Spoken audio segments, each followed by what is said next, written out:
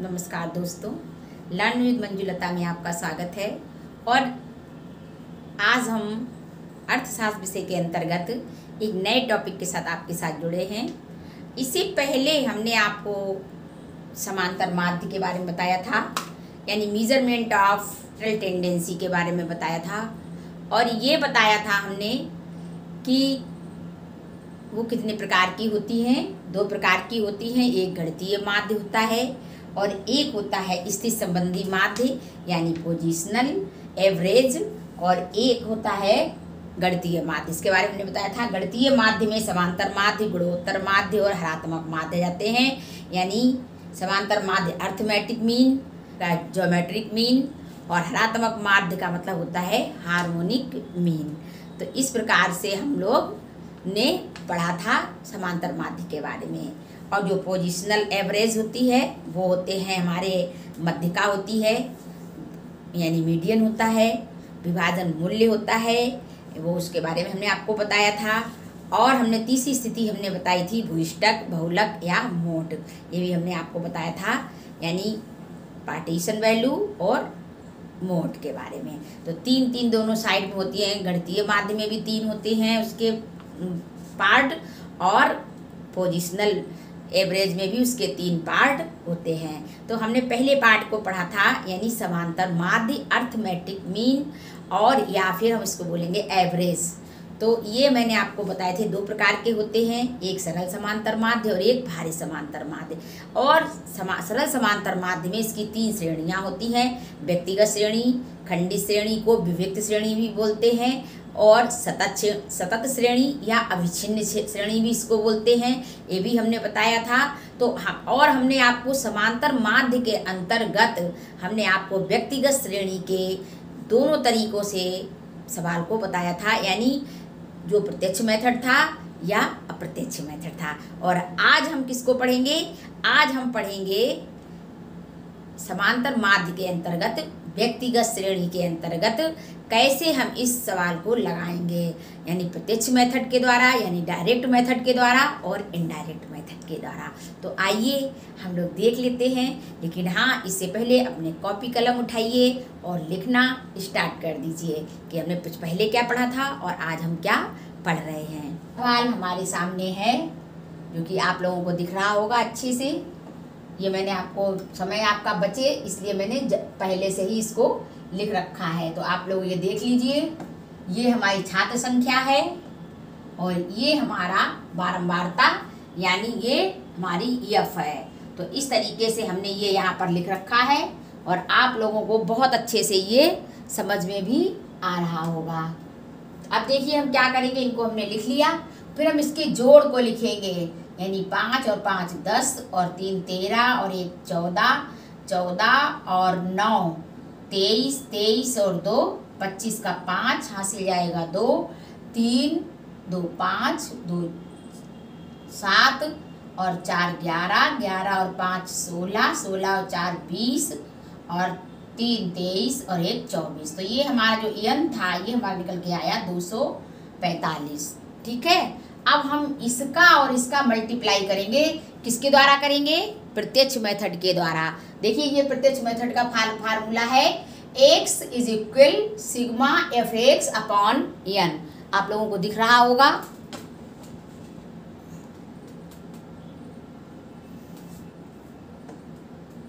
दिख रहा है आप लोगों को? ये देखिए इधर इस साइड में हमने लिख रखा है ये फार्मूला, तो आप लोगों को अच्छे से दिख रहा होगा। आप लोग देख लीजिए इसको और अपनी कॉपी पे उतार लीजिए कि डायरेक्ट मेथड का, यानी प्रत्यक्ष विधि का क्या फार्मूला है समांतर माध्य को खंडित श्रेणी में लगाने का। इसको विविक्त श्रेणी भी बोलते हैं, जैसे कि मैंने यहाँ पे लिख रखा है, और इसको खंडित श्रेणी भी बोलते हैं। और इसमें समंकों की 2 मालाएं हमको मिलती हैं। व्यक्तिगत श्रेणी में हमको समंकों की 1 माला मिलती है। तो हम इसका मल्टीप्लाई करेंगे। जब हम 0 से और 14 का मल्टीप्लाई करेंगे तो हम क्या लिखेंगे? यहाँ पर 0 लिखेंगे। और हम 21 का और 1 का मल्टीप्लाई करेंगे तो हम 1 लिखे, 21 एकम 21 लिखेंगे। अब 25 दूनी 50 लिखेंगे।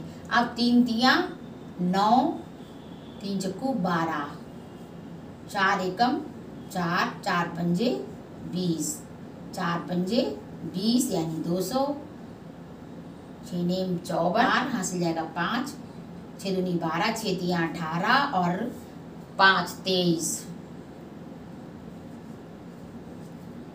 और 12 सत्ते।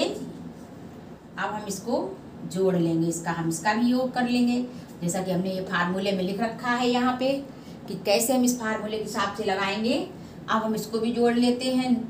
1 और 9 10, 10 और 4 14, 14 और 4 18 और 4 22 का 2 जाएगा यहाँ से, और यहाँ से जाएगा 2, 2 और 2 4 और 5 9, 9 और 2 11, 11 और 3 14, 22, 22 का 2, यहाँ से फिर 2 जाएगा, 3 4 5 6 7 8 9, यानी ये हुआ हमारा 922।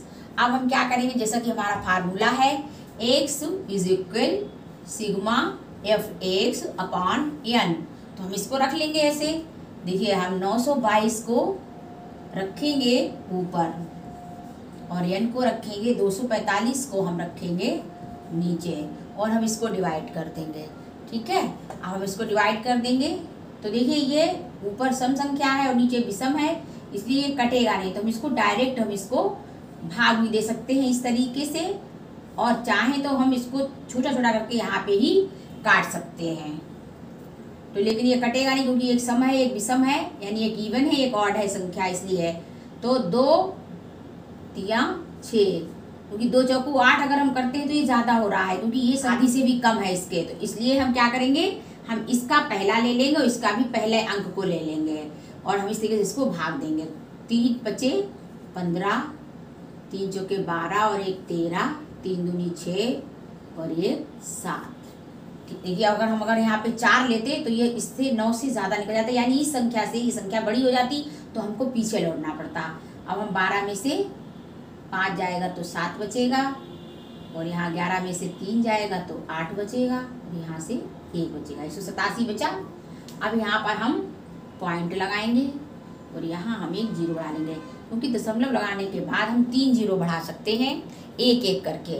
तो आप लगभग देख के देखते हैं, 7 पंजे 35, 7 चौक 28 और 3 31, 7 दूनी 14 और 3 17। देखिए हो गया। अब 10 में से 5 जाएगा तो 5, 6 में से 1 जाएगा तो 5, 8 में से 7 जाएगा तो 1, हम एक 0 फिर बढ़ा लेते हैं। हमने कहा है एक एक करके हम 3 0 तक बढ़ा सकते हैं, इसके बाद हम नहीं बढ़ा पाएंगे।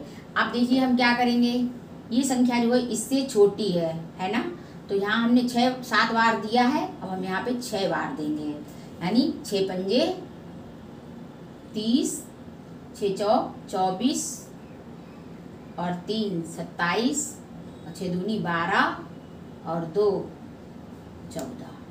ठीक है, तो हम दशमलव के 2 स्थान तक ही निकालते हैं आंसर को। तो हमारा आंसर कितना आया, जब हमने इसको भाग दिया तो हमारा आंसर आया बराबर 3.7। x is equal 3.76। यहाँ हम आंसर को रख देते हैं 922 अपॉन 245 इज इक्वल 3.76।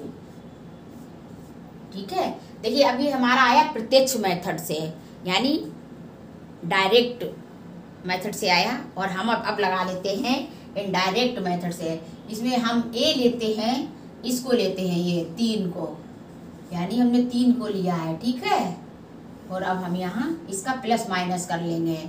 देखिए यहाँ हम 0 में से माइनस करेंगे 3 तो बराबर बचेगा माइनस का 3। क्या बचेगा, माइनस का 3। यहाँ क्या करेंगे, 1 माइनस 3 करेंगे तो बराबर बचेगा माइनस के 2।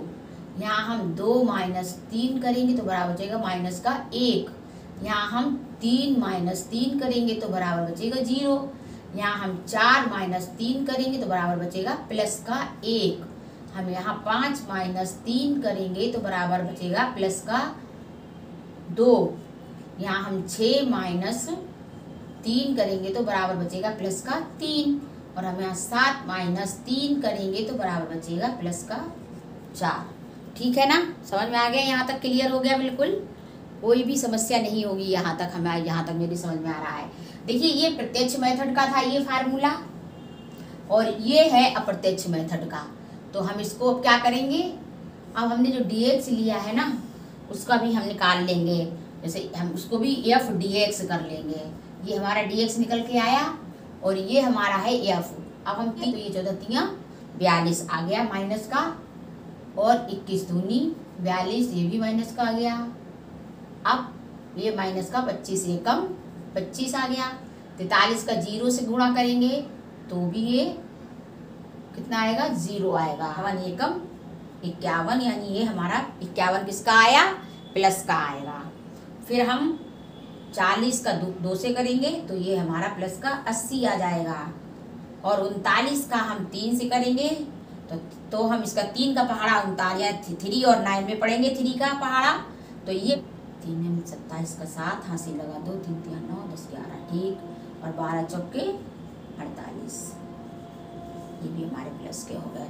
अब हम क्या करेंगे, जैसा मैंने आपको व्यक्तिगत श्रेणी में बताया था वैसे हम इसमें भी आपको बता रहे हैं कि माइनस माइनस के रहेंगे, जोड़ेंगे पहले, और प्लस प्लस के जोड़ लेंगे। अब चलिए आइए हम जोड़ लेते हैं इसको। 2 और 2 4 और 5 9 और 4 4 8 और 2 10, यानी ये हमारे किसके हुए, माइनस के हुए। अब हम इसको जोड़ लेते हैं। 1 और 7 8 8 8 16 का 6 हासिल जाएगा 1, 6 और 8 14, 14 और 1 15, 15 और 4 19 का 9 हासिल जाएगा 1, 1 और 1 2। अब हम इसको घटा लेते हैं। 16 में से 9 जाएगा तो कितना बचेगा, 7, और यहाँ रह गए 8, और 2 में से 1 जाएगा तो 1 बचा। अब हम इस फार्मूले के आधार पर रख लेते हैं x बराबर, ये हमारा कितना है 3 प्लस, और यहाँ हमारा बचा किसका है, प्लस का, इसलिए यहाँ पे निशान प्लस का रहेगा। तो 187 अपॉन हमारा 245 हम जुड़ाएंगे, और 7 से इसको हम भाग दे देंगे, 7 से हम इसको भाग देंगे क्योंकि हम इसको दे चुके हैं ऑलरेडी। तो भाई हमारा आंसर आ जाएगा 7 पंजे 35, 7 चौक 28, 31 और 7 दूनी 14 और 3 17, ठीक है। फिर हम इसको घटा लेते हैं। 10 में से 5 जाएगा 5, 6 में से 1 जाएगा तो 5 आएगा तो 1, यहाँ पे हम फिर पॉइंट बढ़ाएंगे, फिर हमारा 6 आ जाएगा, यानी हमारा आंसर आया 0.76। अब हम करेंगे x is equal 3 plus 0.76 is equal 3.76, हमारा आंसर आ गया। अब देखिए जो आंसर ये आया है और वही आंसर यहाँ पे आया था ना प्रत्यक्ष विधि से, इसको समझने का सबसे अच्छा तरीका है कि हमारा चाहे मेथड कोई भी हो, चाहे अप्रत्यक्ष हो और चाहे प्रत्यक्ष हो, चाहे डायरेक्ट मेथड हो चाहे इनडायरेक्ट मेथड हो, लेकिन हमारा आंसर एक आना चाहिए। तो ये था खंडित श्रेणी यानी विविक्त श्रेणी का पूरा आपका सवाल ये आपके सामने प्रस्तुत था, और हमने इसको बहुत अच्छी तरह से समझाने की कोशिश की। आशा ही नहीं बल्कि हमें पूरा विश्वास है कि आप लोगों को बहुत अच्छे से ये समझ में आ गया होगा। और अगर आपकी कोई क्वेरी हो, कोई क्वेश्चन हो, तो आप हमें कमेंट में ज़रूर लिखें, क्योंकि हम जान रहे हैं कि अभी इसको को लोग देख नहीं रहे हैं अच्छे से, क्योंकि पढ़ाई को लोग देखना कम पसंद करते हैं। लेकिन अगर मेरा तरीका, मेरा मेथड पढ़ाने का पसंद आएगा तो आप लोग ज़रूर मुझे रिप्लाई करेंगे, और मुझे बहुत खुशी होगी कि आप इसको पढ़िए, थोड़ा सा देखिए ऑनलाइन, और मैं आगे इसके आगे बहुत अच्छे अच्छे टॉपिकों पे आप लोगों को जानकारी दूंगी। इसके साथ ही धन्यवाद, नमस्कार, और साथ ही मेरी छोटी सी रिक्वेस्ट, हमारे चैनल को सब्सक्राइब करें, शेयर करें, लाइक और कमेंट करना ना भूलें। आशा ही नहीं बल्कि उम्मीद है आप हमें निराश नहीं करेंगे। नमस्कार।